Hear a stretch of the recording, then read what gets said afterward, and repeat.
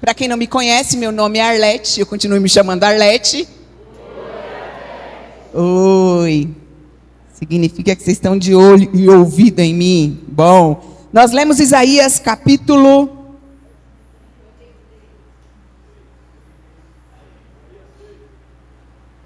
aleluia! 6. Isaías 6. Isaías 6.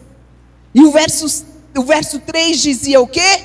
Repetia, que era como que quando acontece isso na Bíblia, é como se estivesse usando um marca-texto, lembra? Quem que dizia?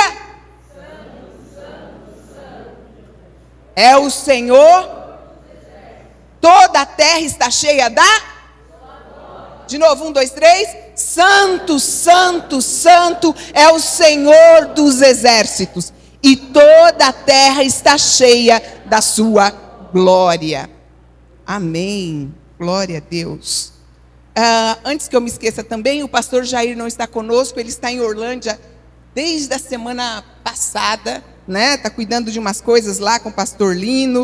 O pastor Lino já conseguiu alugar a casa, já está na casa, né? A casa que ele já começou a morar, mas vai morar pelo menos no início do casamento, né, Claudete? É, né? Então tá bom. Então o pastor Jair está por lá. E aí, hoje, de repente você chegou aqui e você está com a cabeça cheia de um monte de coisa. Domingo passado eu ouvi alguém dizer para mim, eu só comecei a ouvir o culto no final.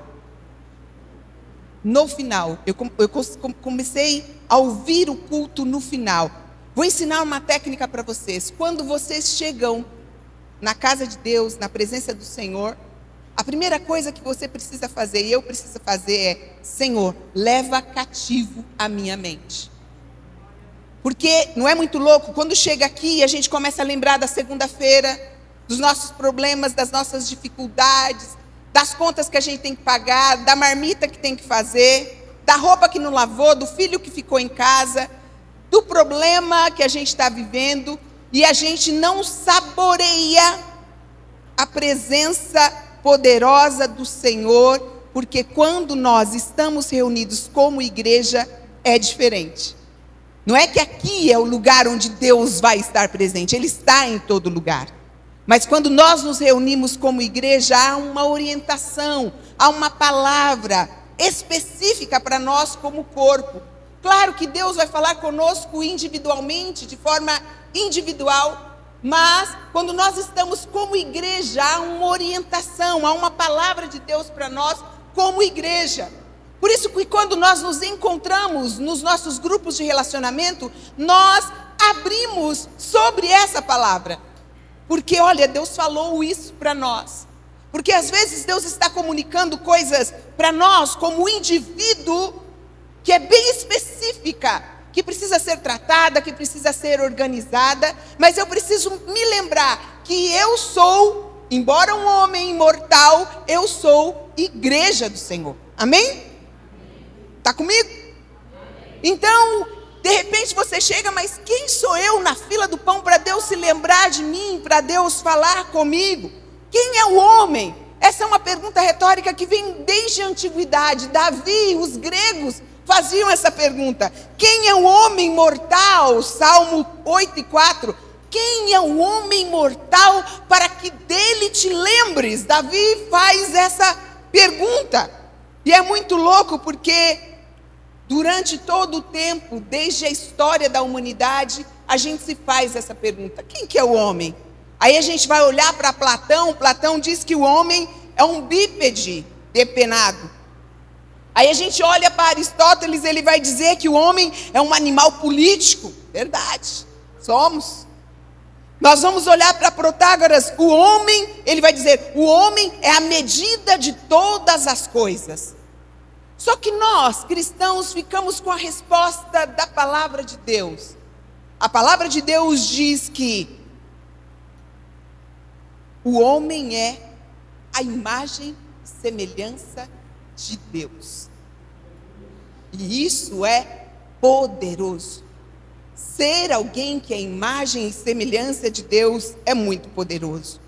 No versículo 5 desse mesmo salmo, Davi pega e fala: olha, você sendo esse Deus, Davi não está dizendo que ele não é nada, mas ele está dizendo assim: olha, mesmo você sendo Deus, eu não estando lá, na hora que você fez o sol, na hora que você fez a lua, na hora que você fez a divisão de mar e terra, mesmo eu não estando lá, contudo, verso 5 do Salmo 8, contudo, pouco menos fizeste que os anjos, e de glória e honra o coroaste. Do que fomos coroados? De glória. De glória. E nós ficamos muitas vezes dizendo: Senhor, mostra-me tua glória. Mostra-me tua glória. Como se a glória de Deus fosse a nuvem de fumaça. Como se a glória de Deus fosse o derramar do Espírito, em que a gente fica cheio, em que a gente quer explodir de tanta alegria, de tanta felicidade e falar em mistério. Como se a glória do Senhor fosse isso. Capítulo 6, verso 3, nós lemos no domingo passado, de Isaías, que diz: Santo, Santo é o Senhor dos exércitos, a terra inteira está cheia da sua glória. E a temática de hoje é sobre a glória. Nele nós somos escolhidos, em Deus nós fomos escolhidos. Efésios capítulo 1, verso 11 e 12 diz: nele também fomos escolhidos, tendo sido predestinados conforme o plano daquele que faz todas as coisas, segundo o propósito da sua vontade, a fim de que nós, o que primeiro esperamos em Cristo, sejamos para o louvor da glória. A glória de quem? A glória de quem? A glória de quem? A glória não é nossa. A glória é dele. Isso fica muito claro para nós. Isaías capítulo 60, verso 1 diz para mim e para você, levanta-te e resplandece, porque já vem a glória do Senhor, nascendo sobre ti. A glória do Senhor vem nascendo sobre ti. Então eu e você não podemos andar como alguém desgraçado, como alguém que não tem glória, como alguém que se lamenta, como alguém que murmura, como alguém mal-humorado, como alguém que não tem nada. Porque você foi, já lemos no versículo anterior, coroado de glória. E eu preciso dar essa glória para Deus. Eu preciso devolver essa glória para Deus. Eu preciso entregar essa glória para Deus.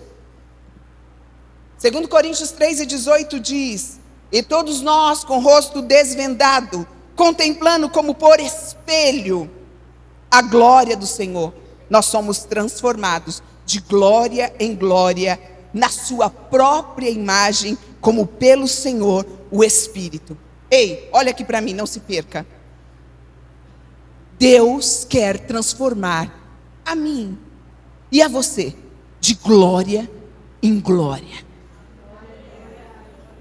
Eu não sei em qual parte do processo você está, mas Deus te fez a imagem e semelhança dele. Ele te fez assim.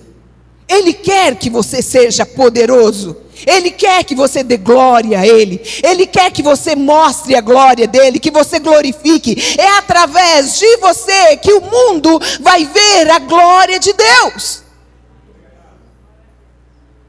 Amém? Colossenses capítulo 3, do verso 1 ao 4 diz: uma vez que vocês ressuscitaram para uma nova vida com Cristo, mantenham os olhos fixos na realidade do alto, onde Cristo está sentado no lugar de honra, à direita de Deus. Cristo está à direita de Deus.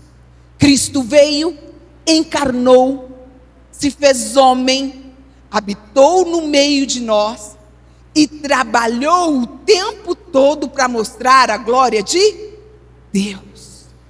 O tempo todo ele não estava preocupado com a carreira dele. Ele não estava preocupado com quanto ele tinha de denário, quanto ele tinha de ouro, quanto ele tinha de prata. Ele estava preocupado em agradar ao Senhor. Ele estava preocupado em glorificar o Deus. Foi Ele que me enviou. O Pai que me enviou. O Pai trabalha e eu trabalho até hoje.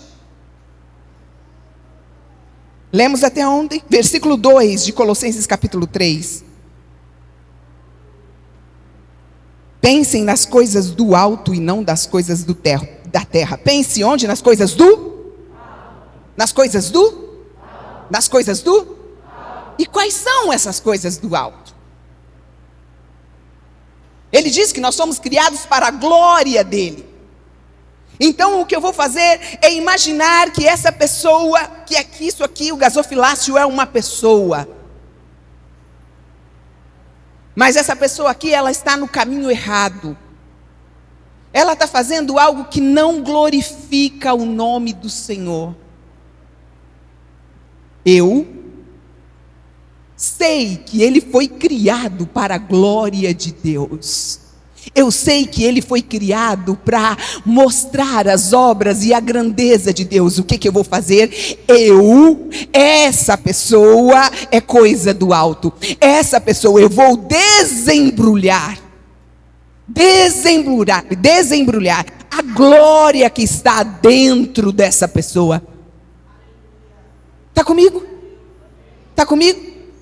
Amém? Há uma glória dentro do drogado. Há uma glória dentro do viciado. Há uma glória dentro do orgulhoso. Há uma glória dentro daquele que desobedece ao Senhor. Há uma glória. E o meu papel e o seu papel é desembrulhar, é tirar daquele ser humano a glória de Deus.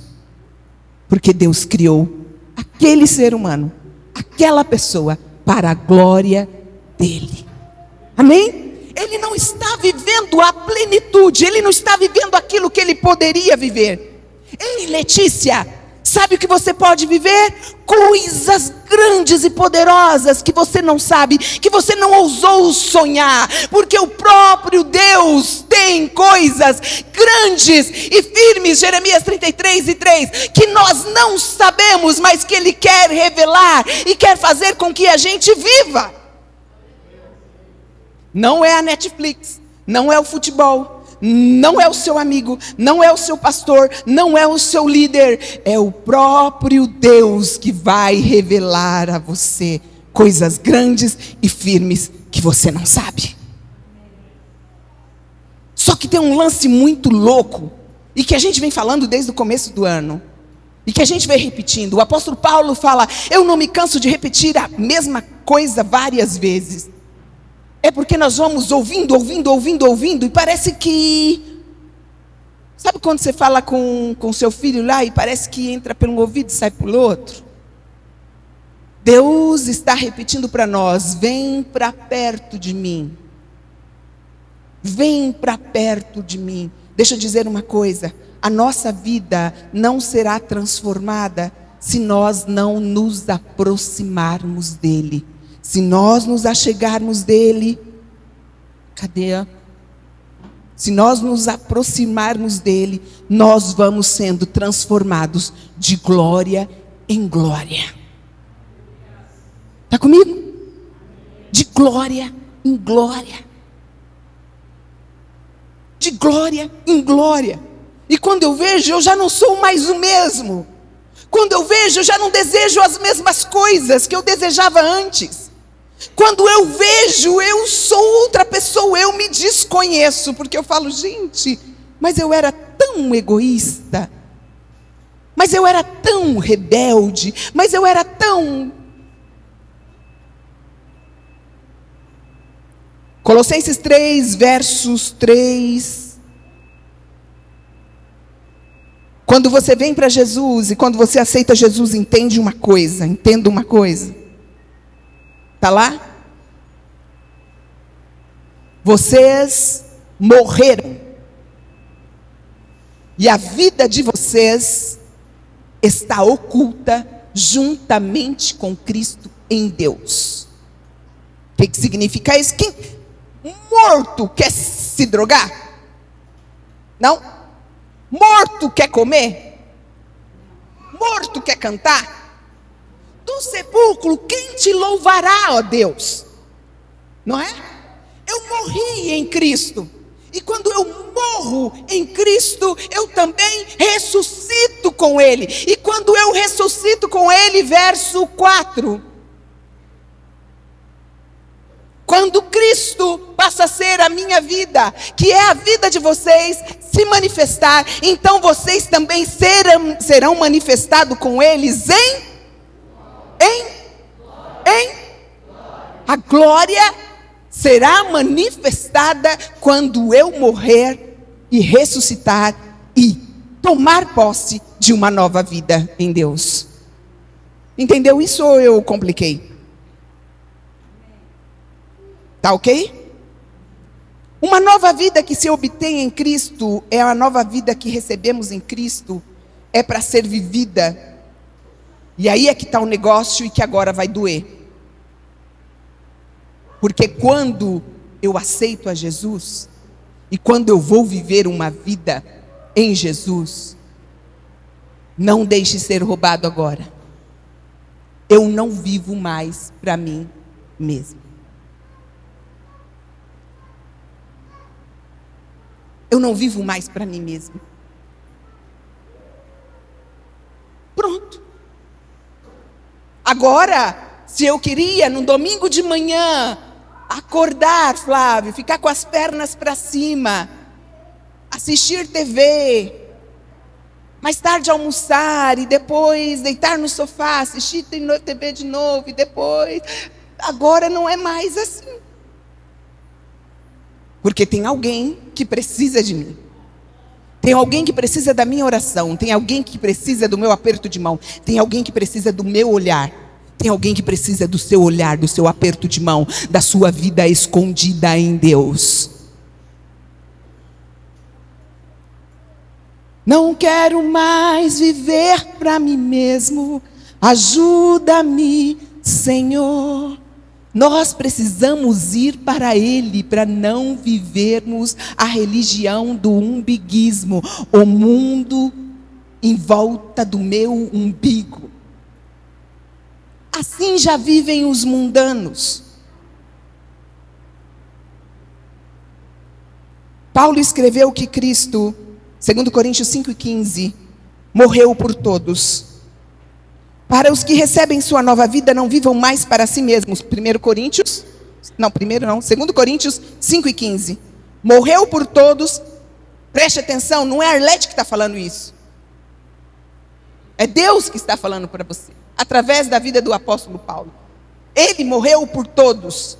Para os que vivem, ou seja, para aqueles que encontraram o pão, para aqueles que conheceram a Jesus, para aqueles que estão desfrutando da beleza da sua glória e da sua presença, não vivam mais para si mesmos, mas para aquele que por eles morreu e ressuscitou. Eu não vivo mais para mim, eu vivo para Jesus.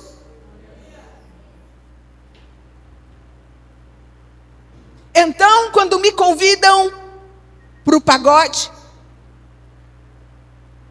eu até penso em ir. Mas aí não rola. Ai, Arlete, mas você está sendo tão... Ei, meu amigo. Deixa eu dizer uma coisa. Se a sua vida e na sua vida a glória de Cristo é mais importante, na sua casa não entra mais bebida porque alguém tem problema com bebida. Se a glória de Cristo é mais importante, na sua casa não entra filmes pornográficos, coisas pornográficas, porque a glória de Deus, a glória de Cristo precisa ser vista em você, e o seu matrimônio precisa ser exemplo para aqueles que não conheceram a Cristo. Amém? A glória de Cristo é vista através de mim e de você. Não é a fumaça que Deus vai mandar do céu, não é o tsunami, não é anjo subindo e descendo. Você de repente vai ter essa experiência, mas a glória de Cristo que vai ser vista Vai ser vista através da Bíblia andante que está por aí, que sou eu e você. É através de nós. Então eu não cobiço a mulher do próximo, porque a glória de Deus precisa ser vista em mim. Eu sou um homem diferenciado. E o Antônio Carlos vai falar, e o homem, tá bom. Eu não cobiço o homem da próxima, porque a glória de Cristo precisa ser vista em mim. Eu não me visto mostrando o meu corpo. Primeiro, porque não está à venda. E segundo, porque não é assim que as mulheres de Deus se vestem. Está comigo?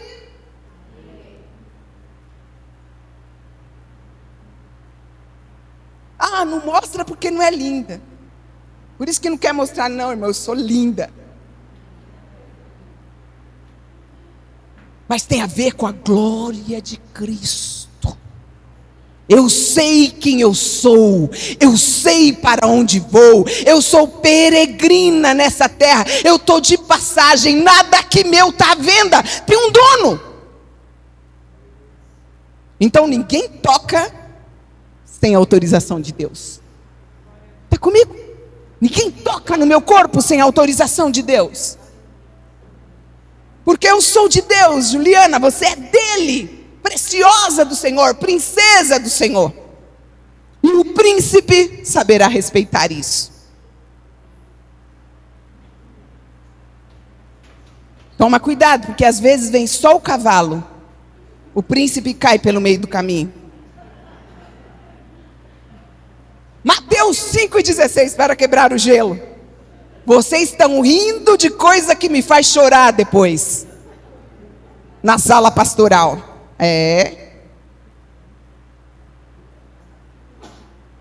Mateus capítulo 5,16 diz assim: assim brilhe a luz de vocês diante dos homens. Ou seja, a luz que está em você, a glória de Deus que está em você. A gente não vai colocar a luz. Olha, se vocês repararem, a luz sempre está no alto. A gente não coloca a luz debaixo da mesa, debaixo da cama. Mateus 5,16, assim brilha a luz de vocês diante dos homens, para que vejam o quê? As suas boas obras. Então, vem comigo. Como que nós vamos glorificar a Deus? Através das nossas? Como que nós vamos glorificar a Deus através das nossas? Então, eu preciso fazer a obra. Está comigo? Então a pergunta para você é: que obra você está fazendo para Deus, Atarxerxes? Sophie, qual é a obra que você está fazendo para Deus, que vai glorificar o nome de Deus?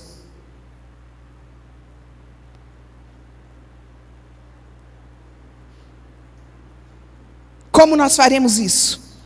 O chamado de Deus não é para nós nos acomodarmos a essa cultura em que nós estamos. Essa cultura que quer ser imposta a nós a todo custo. E por isso que eu comecei essa ministração de hoje perguntando: quem é o homem? O homem é a imagem e semelhança de Deus, criada para o louvor da sua glória. Então é esse homem que deve praticar obras que mostre através da sua cultura. E que cultura é essa? Uma cultura bíblica. Então, quando nós chegarmos em qualquer igreja do planeta e do mundo, nós vamos nos sentir em casa, ou deveríamos nos sentir em casa, sabendo que lá estão praticando a palavra, sabendo que estão praticando a verdade bíblica. Então, quando eu encontrasse um casal, eu não ia ficar meio assim, porque eu saberia que é um casal vivendo princípios bíblicos. Quando eu encontrasse um jovem, eu não me preocuparia em qualquer igreja em falar com ele sobre se guardar, porque é o natural, é a nossa cultura. Mas a cultura de hoje o importante é ser feliz, o importante é que eu me satisfaça, o importante é que eu esteja bem, o importante é que eu me realize. Mas a cultura do reino é outra. A cultura do reino é: pegue a sua cruz, negue-se a si mesmo e siga-me. Eu não sei qual é a sua cruz. Mas Deus está dizendo, não abandone a sua cruz. Pegue a sua cruz e me segue. Eu não sei quais são as suas limitações, mas as suas limitações não devem ser desculpas para que você não siga Jesus. Pegue a sua cruz e siga-me. Como que nós vamos fazer a obra do Senhor, então? Qual é a obra? A obra está na nossa missão. Ide, vai lá, pregue o evangelho. Eu estou fazendo de vocês pescadores de homens, então vocês vão para toda nação, para todo lugar e pregue a minha palavra.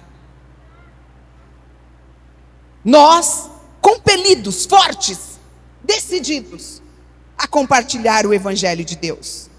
E a compartilhar esse evangelho não com arrogância, não com imposição, mas eu e você entendendo que a glória de Deus é Cristo no centro. Ser discípulo de Jesus é ser cristocêntrico. É Cristo no centro e Ele me direcionando e eu fazendo as coisas como Ele fez. O que eu falei lá, se você quiser se você quiser me seguir, pegue a sua cruz e siga-me, Lucas 9:23. Isso é meio contracultural. Jesus disse, crucifique-se a si mesmo. Coloque de lado a sua autopreservação, a sua autoestima, são palavras que nós criamos, né? Para glorificar a Deus. A questão mais importante em qualquer cultura não deveria ser glorificar a Deus? Sim ou não? Sim ou não? Ou melhor dizendo, não é Ele o fim de todas as coisas? Não é para Ele e por Ele todas as coisas? Não é? Então por que a gente fica embaraçado em algumas coisas? Por que a gente fica embaraçado às vezes nas nossas próprias emoções? Por que as nossas emoções vão nos direcionando?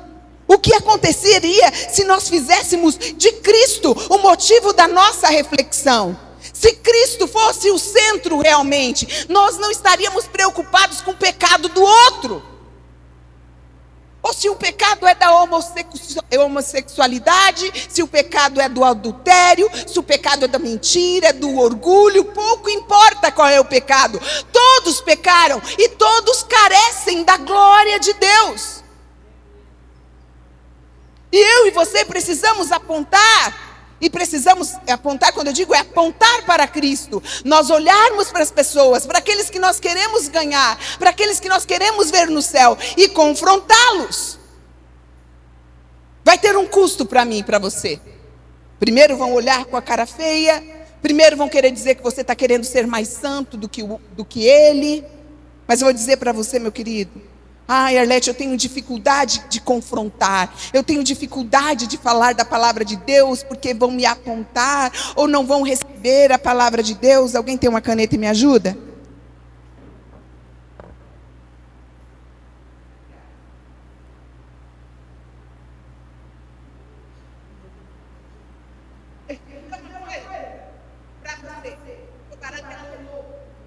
O evangelho é cultural.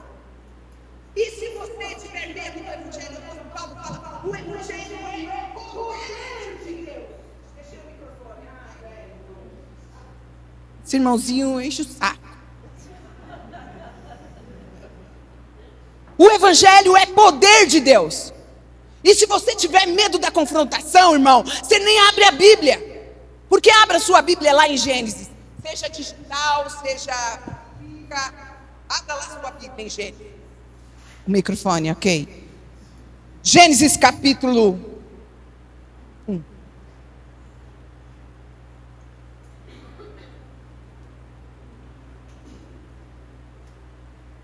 Gênesis capítulo 1. Se você tem medo da confrontação, se você tem medo do que vão dizer, se vão te achar cafona, se vão te achar careta, se vão te achar sei lá o quê, deixa eu dizer uma coisa para você. O evangelho é confrontação pura. Porque logo no princípio, logo no começo, no primeiro livro da Bíblia está escrito o quê? No princípio Deus. No princípio Deus criou. O que está escrito no princípio? Lá vai ela falar de pecado, assim a pessoa vai se sentir afrontada, ofendida logo de cara. Como eu disse, então eu não posso nem abrir a Bíblia. Pasme, no princípio Deus. Pasme, meu amigo. Mas a ofensa do Evangelho começa já aí. Porque a ofensa do Evangelho já diz assim, ó, quem criou foi Deus. A ofensa do Evangelho já começa no primeiro versículo da Bíblia. Foi Deus que criou todas as coisas. Não foi casual. Não foi o Big Bang. E não é porque nós somos contra a ciência, não, viu, meus amados irmãos? Nós somos muito a favor da ciência. A ciência, uma linha da ciência diz... Uma linha da ciência é criacionista. Isso significa dizer que eles acreditam que todas as coisas foram criadas por algo. Então a ciência não é contra a Bíblia. Aliás, a ciência é de Deus também. Sabe qual a diferença? A diferença é que a gente não engole qualquer teoria. E a diferença, quando falam de criacionismo, quando a ciência fala de criacionismo, ela está querendo provar sobre a criação. A diferença é que a gente coloca a fé na história. E a nossa fé na história, a gente acredita que no princípio, Deus é quem criou.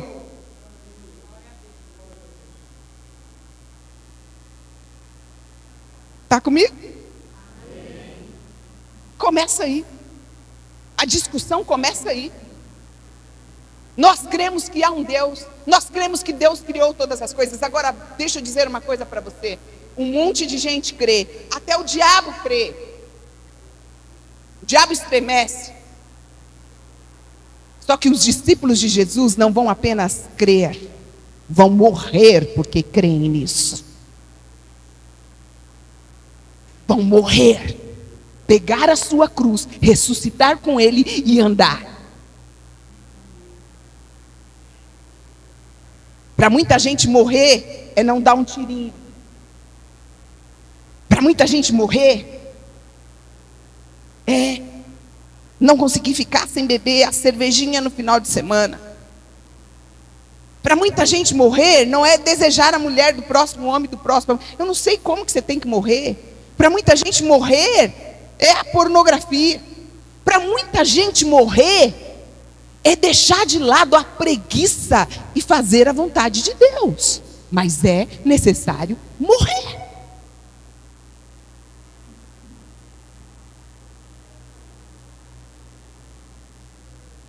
Quando Deus cria o homem, Ele coloca o homem no jardim do Éden e diz: coma livremente.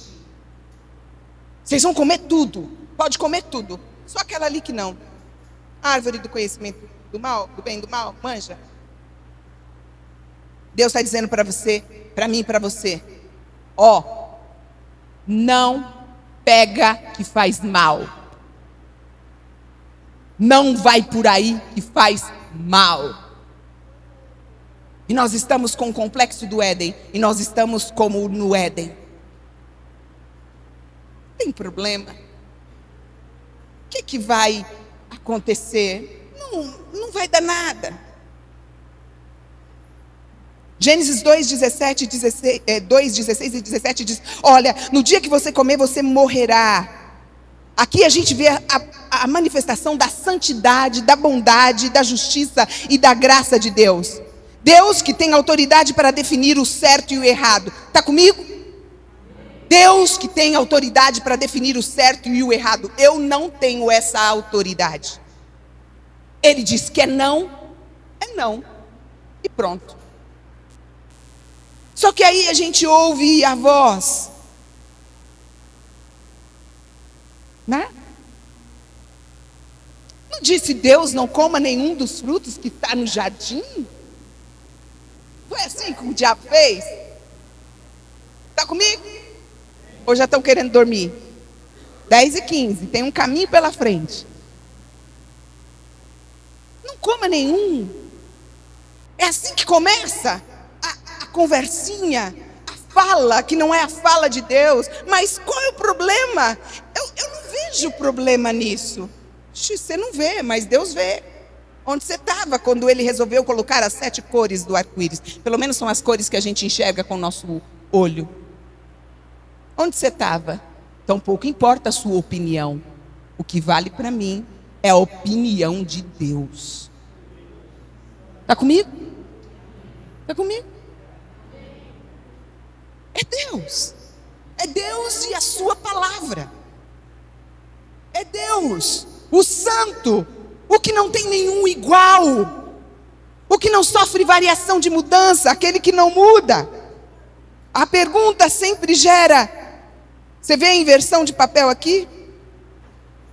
Porque a serpente fala: Deus sabe que no dia que vocês comerem, os olhos de vocês vão se abrir e vocês serão como Deus, conhecedores do bem e do mal. Você percebeu a inversão de papel aqui?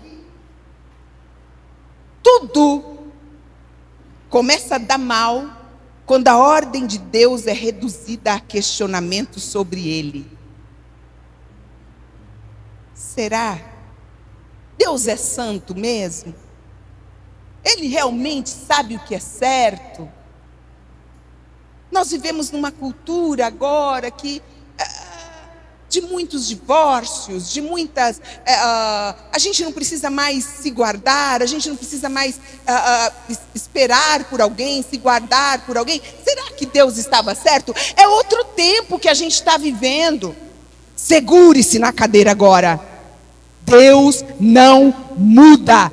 Era pecado lá, é pecado hoje, vai ser pecado amanhã. Ele não muda. São valores, princípios que a cultura, as coisas vão mudar, mas a palavra dele não muda. A pergunta da serpente gira em torno do quê? Do conhecimento do bem e do mal. Talvez depois da gente ver o nome da árvore, né? Que há de errado em ver a diferença do bem e do mal? Mas aqui, se a gente for ver, a escritura aqui vai além de informar sobre o bem e o mal. Preste atenção e guarda isso, você que está anotando, anota. O que a escritura está dizendo aqui para nós, diz a respeito: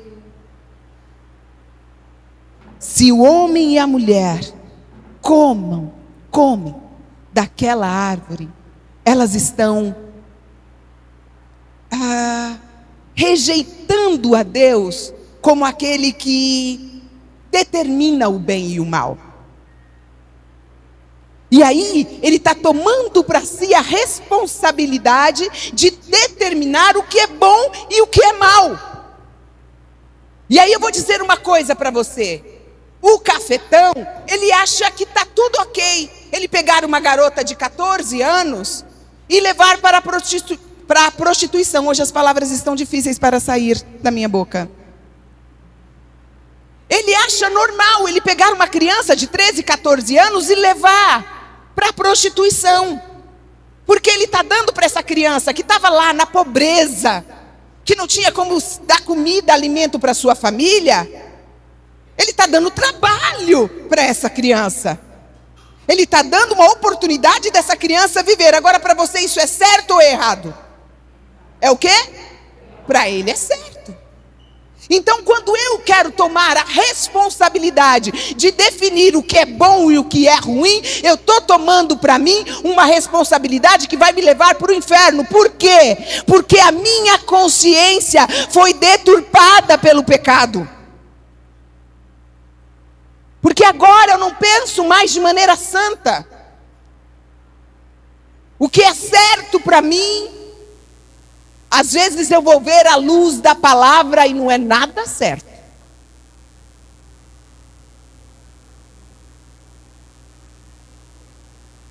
Colossenses 3, do verso 1 a 4, nos chama a ter a mentalidade ou disposição da mente e do coração. E Ele dá para nós o caminho. Escreve aí qual é o caminho. O caminho é a obediência.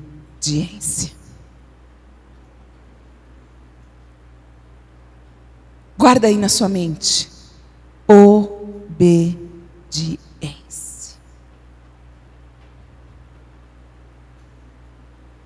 Mais vale obedecer do que? Do que? Colossenses 3, versos 1, abra lá para mim. Portanto, se vocês foram ressuscitados juntamente com Cristo, busquem as coisas lá do alto, onde Cristo vive assentado à direita de Deus. Pensem nas coisas lá do alto, e não nas coisas que são aqui da terra. Porque vocês morreram, e a vida de vocês está oculta juntamente com Cristo em Deus. Quando Cristo, que é a vida de vocês, se manifestar, então vocês também serão manifestados com Ele, em glória. Versículo 5. Portanto, façam morrer tudo o que pertence à natureza terrena. O que pertence à natureza terrena? Vamos lá. Imoralidade sexual, impureza, paixões, maus desejos e avareza, que é idolatria. Versículo 6. Por causa dessas coisas é que vem a ira de Deus sobre os filhos da desobediência. Então, quando eu desobedeço, eu sou filho da desobediência. Quando Paulo está falando aqui sobre isso, ele está dizendo que o caminho da obediência é um caminho que só pode ser percorrido por aqueles que estão encantados pela glória de Deus. Sabe? Encantados. Eu chego perto da santidade de Deus, eu vejo o quanto impuro eu sou, quão mulher de lábios impuros eu sou, e a glória de Deus, a santidade que me santifica, me deixa tão encantada por Ele, que eu quero só seguir o caminho da obediência. Estão comigo?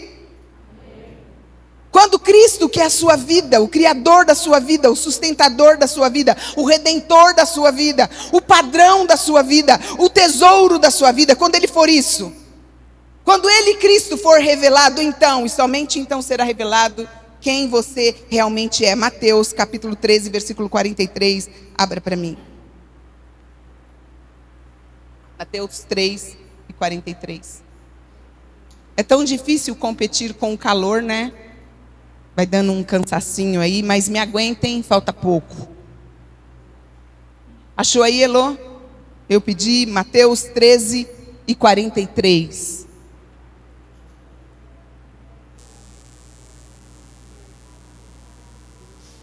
Quem achou? Pode ler para nós aí, Mateus 13 e 43. 13. Por esse tempo, Jesus foi da Galileia para o Rio Jordão. Não, 13. 13. Tem 13 e 43, não? Não? Tem. É porque eu anoto às vezes errado.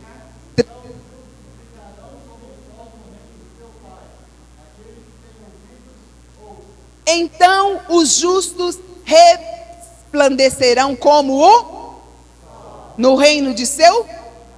Quem tem ouvidos para ouvir, ouça. Os justos brilharão.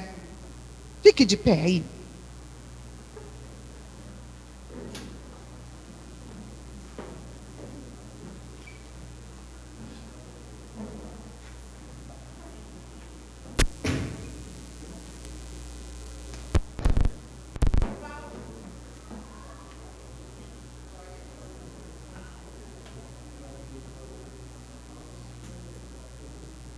Vou olhar para a sonoplasta, funcionou. Olha só, Paulo aponta para nós o caminho que leva a gente a ter essa mentalidade do alto. Colossenses 3:1, de novo. As irmãzinhas piram quando eu estou aqui. Tantos versículos, né? Paulo aponta para a gente o caminho que nos leva a ter a mentalidade do alto. Uma vez que vocês ressuscitaram, a minha versão está outra. Uma vez que vocês ressuscitaram por uma nova vida com Cristo, mantenha os olhos fixos nas coisas lá do alto. Feche os teus olhinhos aí agora. Para eu ter a mente, para eu me manter obediente, eu preciso manter os olhos para as coisas do alto. Feche o seu olhinho lá e olhe para as coisas do alto. O que você consegue ver nas coisas do alto? Você está vendo os seus problemas lá? Você está vendo o que lá? Lá no alto. O que tem lá no alto? O que tem, irmã Madalena, lá no alto? Glória a Deus. Lá no alto tem paz. Lá no alto tem salvação. Lá no alto tem garantia de vida eterna. Lá no alto tem vida plena.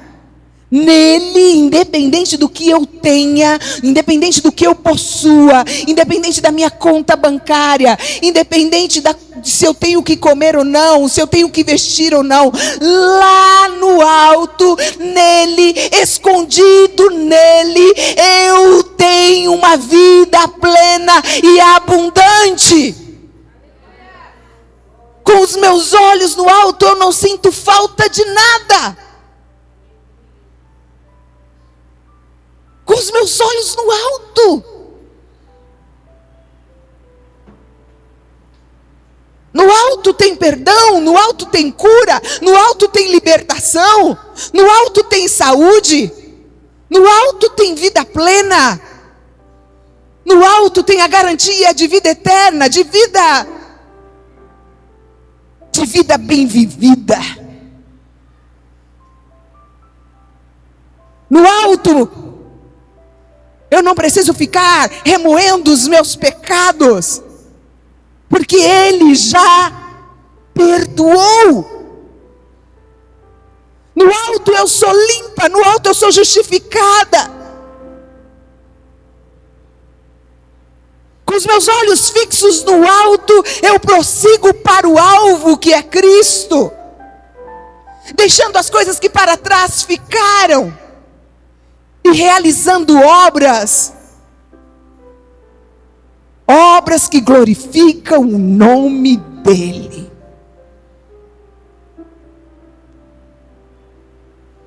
Procura lá no alto.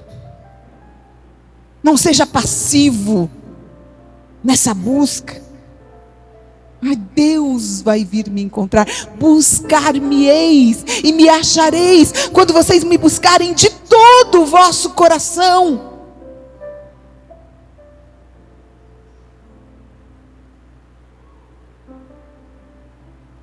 Lembra?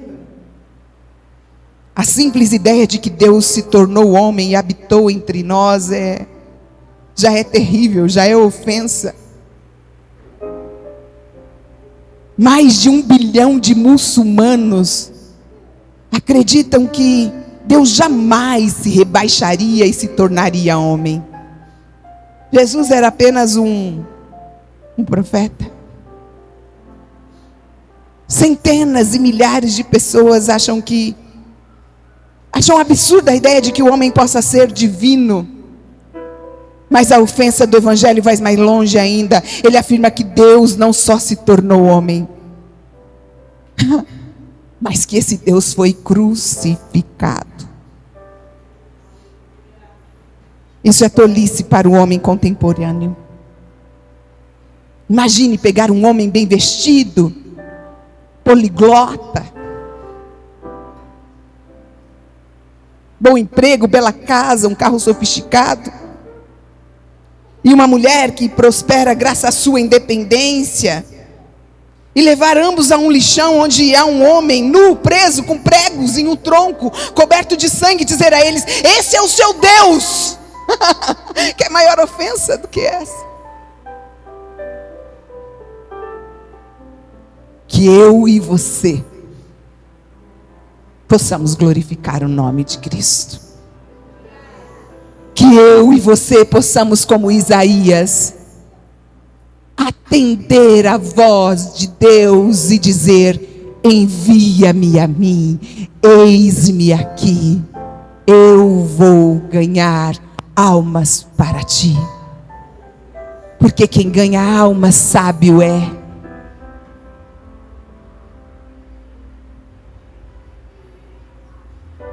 Dê a mão para o seu irmão que está aí do seu lado.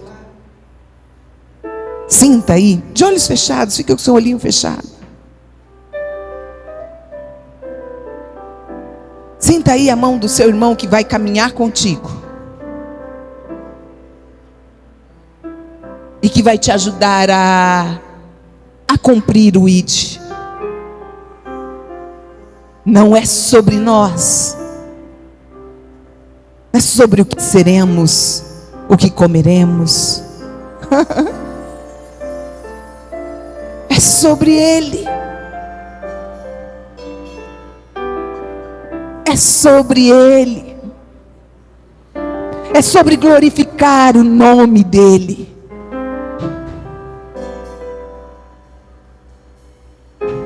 Não tenha medo de dizer essa palavra que salva, essa palavra que liberta, para aqueles que o Senhor tem. Não, não, não, não, não. Não deixe as pessoas morrerem